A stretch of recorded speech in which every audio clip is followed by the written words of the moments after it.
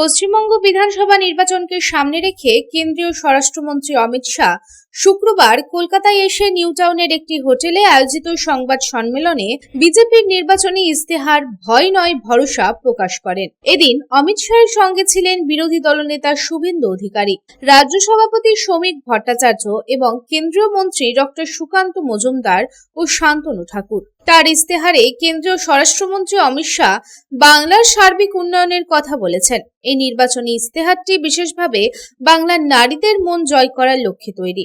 মহিলাদের অবস্থার উন্নতি না হওয়া পর্যন্ত প্রতি মাসের 1 থেকে 5 তারিখের মধ্যে তাদের ব্যাংক অ্যাকাউন্টে 3,000 টাকা মাসিক ভাতা জমা করা হবে।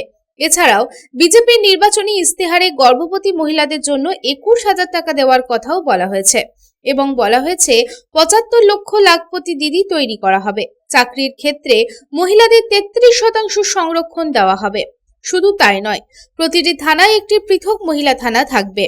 মহিলাদের সুরক্ষা নিশ্চিত করতে দুর্গা সুরক্ষা স্কোয়াড গঠন করা হবে।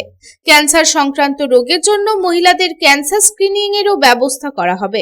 সরকারি কর্মচারীদের ডিএ নিশ্চিত করা হবে। কলকাতা মহানগরকে অর্থনৈতিক রাজধানী করার উদ্যোগ নেওয়া হবে। শুধু মহিলারাই নন, বেকার যুবকদেরও 3,000 টাকা বেকার ভাতা দেওয়ার ঘোষণা করা হয়েছে। পশ্চিমবঙ্গে কর্মসংস্থান সৃষ্টির উৎসের উপর জোর দেওয়া হবে। ততদিন পর্যন্ত প্রত্যেক বেকার যুবককে প্রতি মাসে 3,000 টাকা দেওয়া হবে বলে ঘোষণা করা হয়েছে। पूरे देश की तरह नरेंद्र मोदी जी का गरीब कल्याण का यज्ञ हम बंगाल में भी शुरू करेंगे।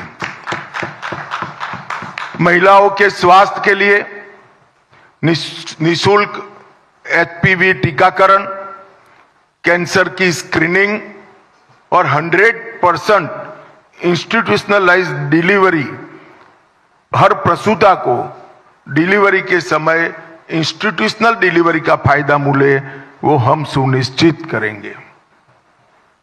भारतीय जनता पार्टी शासित कई राज्यों ने common civil code, uniform civil code लागू किया है। हम 6 माह के अंदर ही बंगाल के अंदर यूसीसी को लागू कर सभी नागरिकों के लिए एक ही कानून बंगाल में हो वो सुनिश्चित करेंगे। 1 करोड़ स्वरोजगार और रोजगार के